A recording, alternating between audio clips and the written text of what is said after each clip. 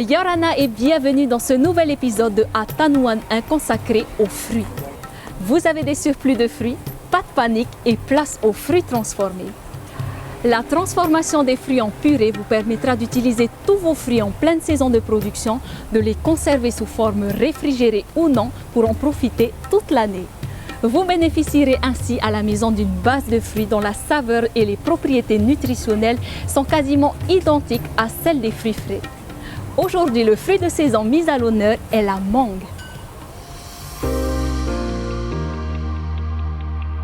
La mangue est l'un des fruits les plus appréciés par les Polynésiens. Elle se déguste en pleine saison, de décembre à février et de juin à juillet. La transformation des fruits en purée se caractérise par 3 grandes étapes: la préparation, l'extraction de la pulpe et sa conservation. Les fruits récoltés doivent être mûrs pour faciliter les opérations.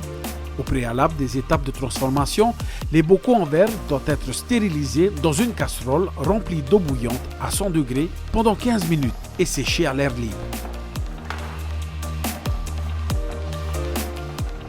La stérilisation joue un rôle essentiel dans la conservation des purées de fruits.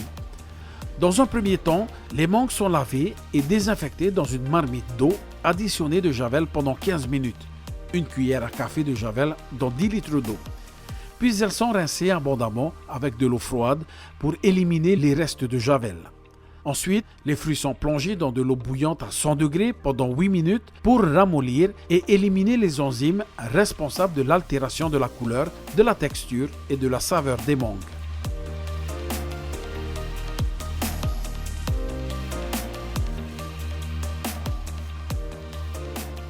Enfin, elles sont refroidies instantanément dans un bac rempli de glaçons pour éviter une surcuisson des fruits et une perte importante de vitamines.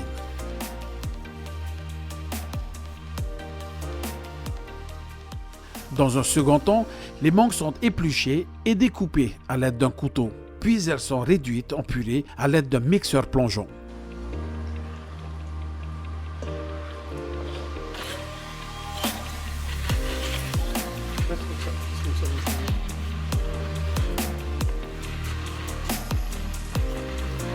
La purée est tamisée à la passoire afin d'obtenir une texture bien lisse.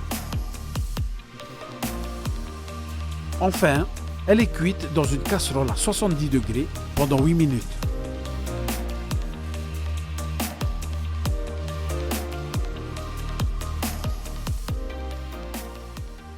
Dans un troisième temps, la purée de mangue est versée à chaud dans des bocaux en verre ou après un léger refroidissement à 50 degrés dans des sacs de congélation à usage unique.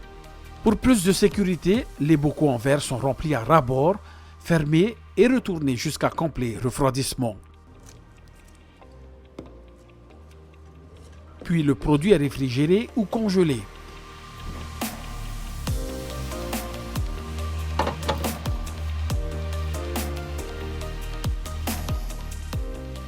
Il est possible de le conserver à température ambiante. Toutefois, ce type de conservation nécessite une pasteurisation après cuisson. La purée de mangue avec quelques gouttes de jus de citron doit être cuite dans une casserole à 80 degrés pendant 5 à 10 minutes. Attention, les purées de fruits doivent être consommées dans les 24 heures après ouverture. En définitive, les purées de fruits sont la révolution des fruits à l'année. Vous avez des envies fruitées en mars ou en octobre, tout est possible. Mais que faire avec ces purées de fruits?